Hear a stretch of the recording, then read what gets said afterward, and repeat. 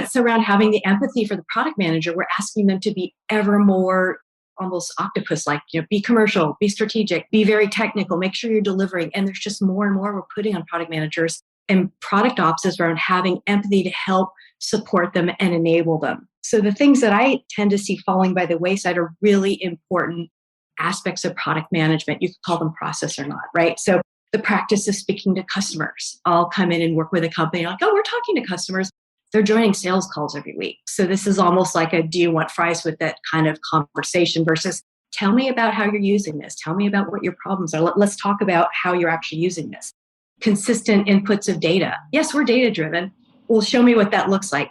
Oh, well, it's really hard to get it or we don't have it instrumented. So you just dig a little bit deeper, and these kind of things that really need to be enabled to help support product managers just don't exist. Creating great products isn't just about product managers and their day-to-day interactions with developers. It's about how an organization supports products as a whole, the systems, the processes, and cultures in place that help companies deliver value to their customers. With the help of some boundary-pushing guests and inspiration from your most pressing product questions, we'll dive into this system from every angle and help you think like a great product leader. This is the Product Thinking Podcast. Here's your host, Melissa Perri. Hello, and welcome to another episode of the Product Thinking Podcast. Today, we are going to be talking about product operations, and I'm joined by my co-author of our new product operations book that's coming out, Denise Tilles. Hello, how are you, Melissa? I'm doing good. Good to chat with you about this, Denise. Yes, love talking about it. Yeah. So for our audience, before we dive in, do you want to give a little background on yourself and what you've been doing with product operations? Yeah, I have been in product for over 10 years, most of that on the operating side. And I actually experienced product operations firsthand when I was VP of product at a B2B SaaS. It wasn't really called product ops then, but really saw firsthand the power that it brings to a product team. And since then, kind of realized, oh, that's what we were doing, product operations. So I'm really excited to sort of share that with other teams and other companies. And I've been doing that for the past year and a half as a consultant and coach. Great. Yeah, I'm pretty passionate about this topic too. And I think through our work at Products Labs, you and I have both seen it work really, really well at a variety of companies.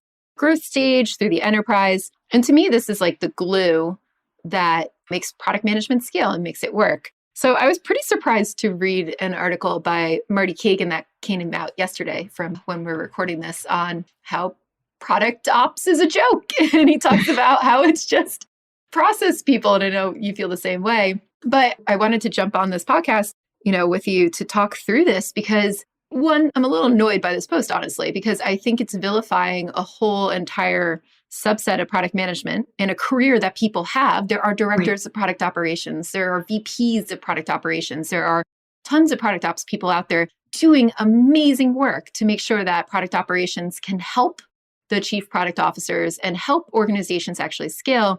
And Marty's kind of writing it off as, just process and people who are like over optimizing for scaling process and making sure that everything process is optimized. And that's not what I've seen. No, not at all. And there's some really big companies that have introduced product operations at scale, like Stripe and Pendo, Calendly, Amplitude. I could go on. So there's a lot of really important companies that see the value of this and continue to invest in it. So I was surprised too. Yeah. So let's maybe break down what we believe is product operations for the audience. For those of you who didn't read the article yet, it's called Process People on the svpg.com blog. And Marty kind of lays out that he's seen at organizations that people who are called product operations people are being hired in massive amounts into these organizations to really dictate the different processes around specific roles like product owners and scrum masters and kind of almost get into almost like what the agile at scale people are doing, right? How do I keep dictating the product management processes? And they're treating process like a religion. What do we kind of see product operations as? We believe there's 3 core tenets of product operations. And Denise, how would we outline those 3 things? Yeah, well, I love the way that you framed it so succinctly yesterday. It's around helping teams inform and deploy and monitor their product strategy. And how do we support teams with the best inputs toward that, right? So it's 3 tenets, really 3 pillars, right? So business and data insights, the quantitative, customer and market research, the qualitative, and processes and practices. And when you think about processes and practices, it's not sort of a diktat that has to be a certain way across a large organization. It's more about just the supporting aspects. Someone told me they consider it methods, right? So just enough process around certain areas of product management to support the teams that they're not spending, precious cycles thinking about how do we work together, but let's get the work done, right? So I see this a lot with roadmaps. What's the template we're using? How are we deploying it? How are we working with our cross-functional stakeholders? And I've seen really large organizations get tripped up in this, and people end up working in silos, and it can really start contributing to a damaged culture. Yeah, I think that's a huge part of it. And to me, that's the process piece that Marty is kind of getting at. But the teams that he's seen doing this, I just think they're doing it wrong. We really talk about how do you standardize the things that cut across different teams and cut across different units of the organization? So like you said, how do we standardize roadmaps so that we don't have 40 different roadmaps? We've both seen chief product officers. We've been in this position before, right? Yeah. Like you and me, when we come in and try to set strategy at these organizations, you walk in, you say, what's going on? Where are the roadmaps? And somebody gives you 50 different types of roadmaps. And you're like, wow, okay, so this is a completely different level initiative from this level on this other roadmap. And Right. Wow, this one's organized not the same way that this one is. And where are the goals and metrics on that one? And when you try to reconcile those types of things, you don't have the transparency into what's going on in the organization to be able to make critical product decisions that will impact your strategy. So I feel like when we talk about servicing process, like when we talk about creating process in organizations or standardizing these different types of artifacts or figuring out a cadence for reviewing strategy in these processes, we're not talking about overdoing it or being oh my God, this is the way your backlog must look like Exactly. in an organization. Yeah. But we talk about it as how do we make sure that this process enables us to make strategic decisions and have clarity and transparency into what we do? Exactly. And when I work with companies and come in there and take a look at whether they have product operations enabled or they're thinking about it, it's the type of processes that get left by the wayside. And I was looking at a article that Srinivas from Calendly had put out recently in a podcast.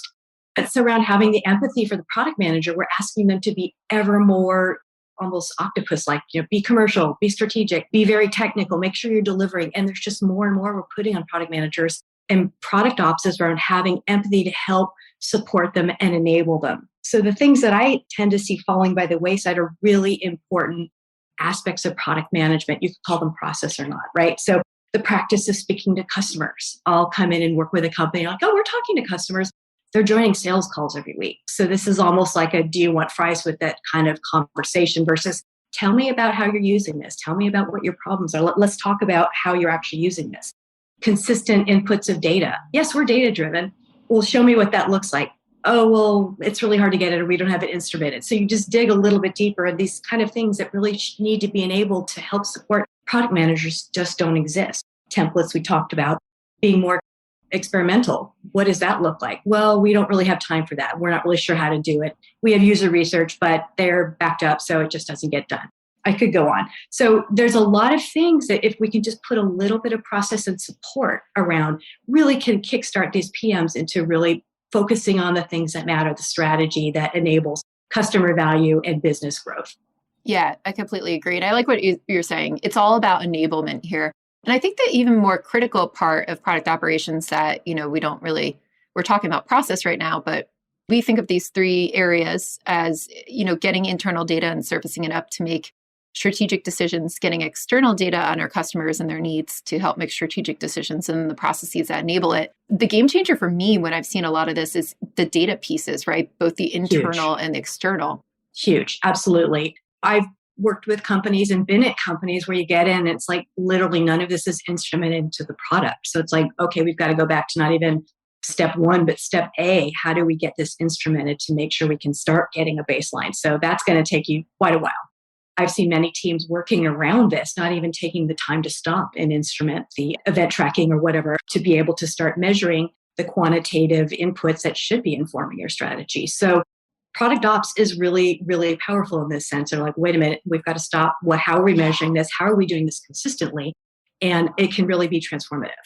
Yeah. And I think this data thing, it's such a game changer, and especially for product leaders. So product operations, is really about enabling product leaders to make decisions and product managers to make decisions. So when a product leader comes into an organization, or when they start as a new CPO, or even if they're there already, honestly, they just need this data to make decisions.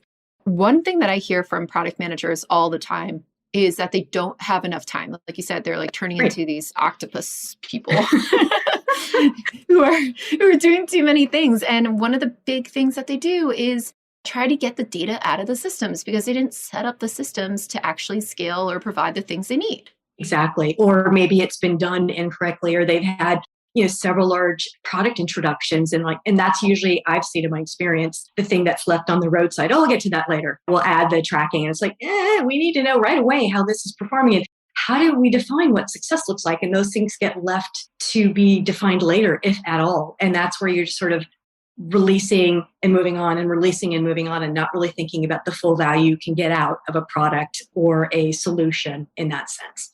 Yeah. So Denise, when you go out and actually hire these roles, what do you look for in a product operations analyst that deals with the internal data? And how does that work in setting it up in an organization? Right. So it's interesting. I'm working with a large retailer right now and thinking about the right hires to make. And it's not necessarily you're going to be instrumenting a lot of the product engagement metrics, but you're also going to be accessing inputs from cross-functional departments across the org, like finance. You may not be generating those numbers, but you need to pull them in to sort of review them and have that sort of product lens on what that means to the decisions you're making, right? So you need to be able to hire someone who's really great at crunching the numbers, but really more importantly, how they can extract the so what is what I call it out of that. What's the actionable insight?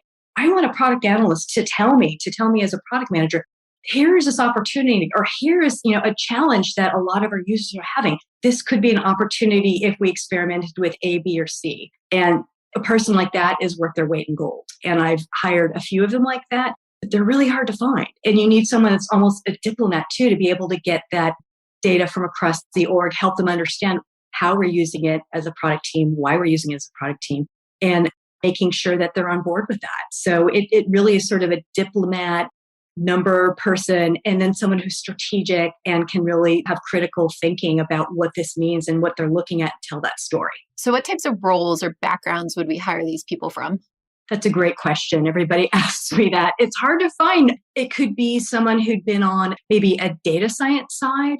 It could be someone that maybe had been in market research on a more number crunchy type of way. I've hired folks from ad ops, believe it or not, and they were great. But I think what really is the key here is having someone at the director level who really knows how to do this and can sort of implement an I do, you do type of situation. So you need to have, sort of good clay in a sense, people who have that mindset, but can be shaped. But it's a hard role to hire for. It really is. And then when I work with companies, they say, well, we want process too, so we'll find that person who can do both. And in my mind, that's kind of a purple squirrel, really, really hard to find, right? So when companies are thinking about product ops, they really have to think where the biggest deficit and opportunity is, and whether that's on the data side or the process side, hire into that and then build out from there. Yeah. And I think the point is too, like these people don't need to be product managers. Like that's not the same. I want them to have a product mindset because I want them to think about like automating and scaling and empathy and, understanding stakeholder needs, but they're not necessarily product managers and they don't need to be. They need to be really good at interpreting data and insights. I think the other point to make too is they come with ideas of what we could work on or surfacing up insights, but they're not necessarily making those decisions. Nope. And I see a lot of teams try to roll out this like separate product strategy role into product operations, or they say, oh, our product operations people just end up being product managers. Like that's not the point of this role. It's just enablement. It's just like helping to streamline and get insights up. Exactly.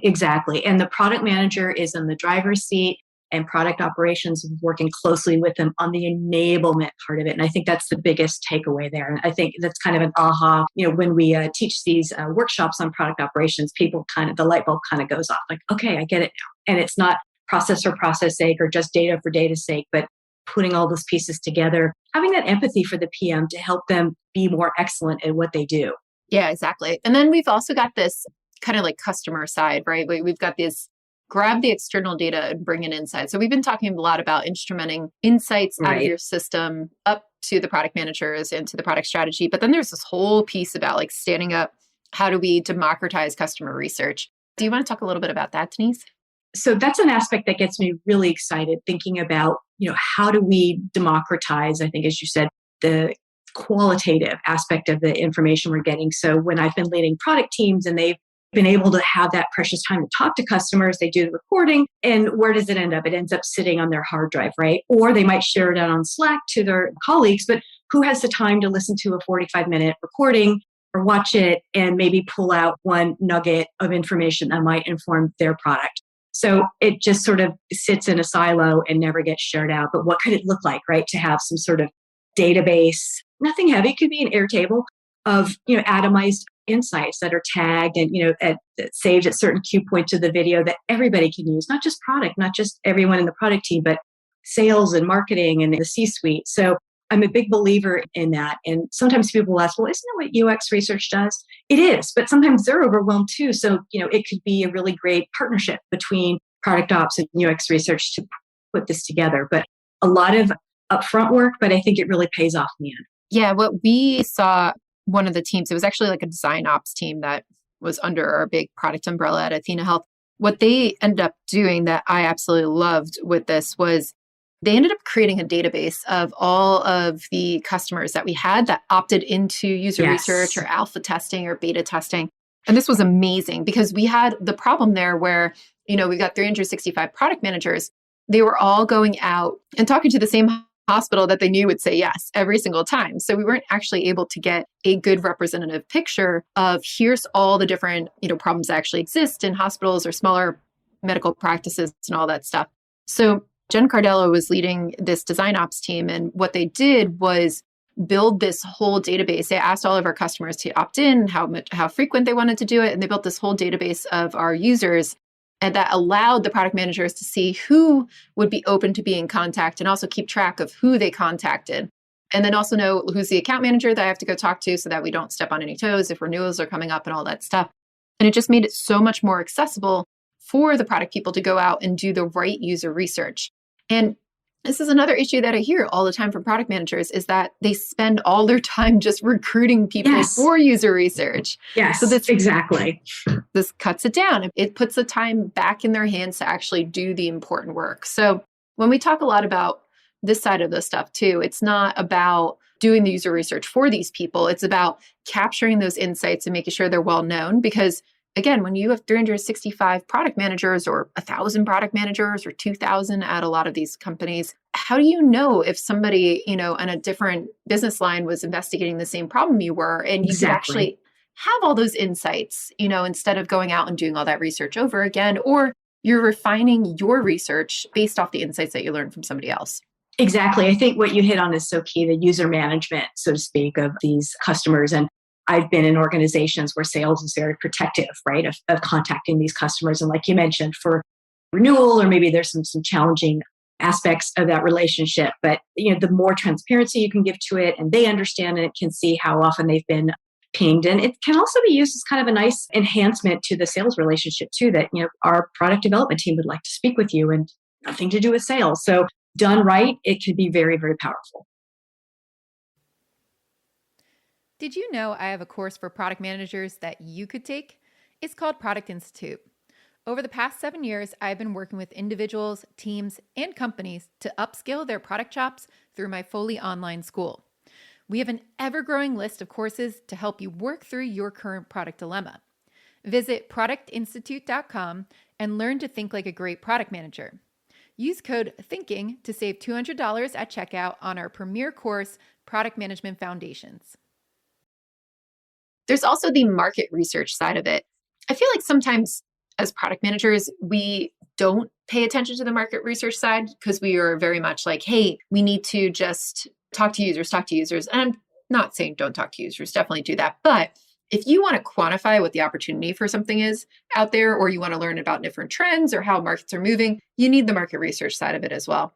So actually getting subscriptions to, Capital IQ and Forrester and Gartner and all these different things that are going to tell you how things are moving and help you bring that information into your strategic decision making is going to be key here. So that side of it, combined with this democratizing the user research part from a perspective of sharing inputs, making it easier to get in touch with people, I think that's a huge pillar of product ops that we need to be able to do our jobs as product managers better. That's exactly it. And that's the area that I see most neglected too when I come in and work with companies, or even when I'm working with folks that have signed up for our workshop. That's the area they have the least experience in, and often the area they're like, we'll get to it. But it's so important. It's so important. So we kind of went over these three different pillars. We've got internal data and insights, surfacing up these reporting, being able to really look at like, what's my cost per product? What's my revenue per product? How does that look over customer segmentation? What's the monitoring of our strategy? Are we on track for success? We talked about what process is actually used for.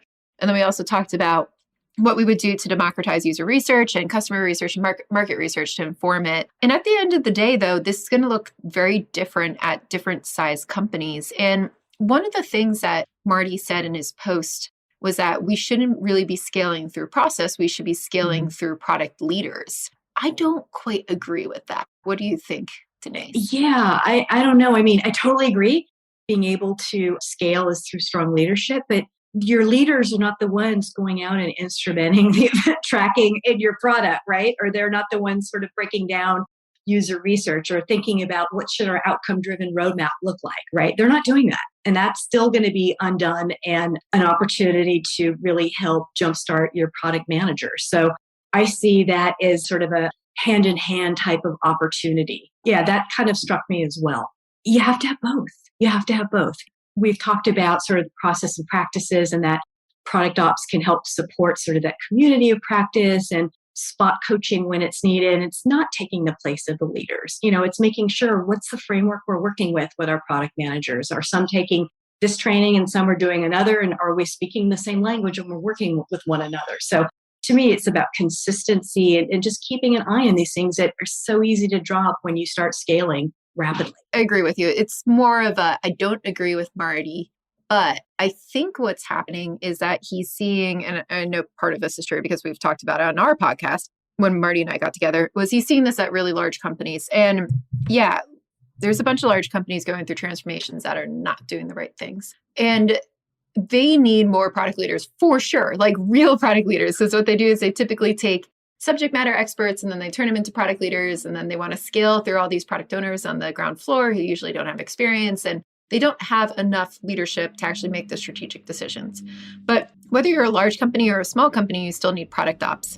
The other argument I would make is that if you're a growth stage company or a smaller scale-up type company, like let's say you've got 100, 200 people and you've got a VP of product, you cannot afford to scale through product leadership. But you still need, I don't have the money for that. Like product leaders cost so much money.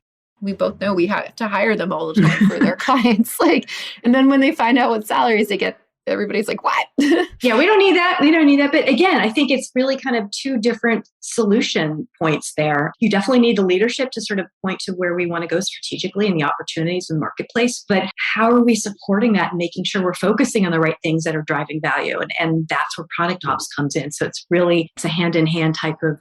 Yeah. So I think when you look at larger companies, product ops you need to have all three pillars of product ops as well. I imagine they're starting from a process perspective, probably just because they're not up to speed with that, right? Like they just don't have the skill sets and people just don't have the tools that are needed to standardize these processes or work that way. But you don't get the full value of product ops unless you're doing the other data pieces of it as well.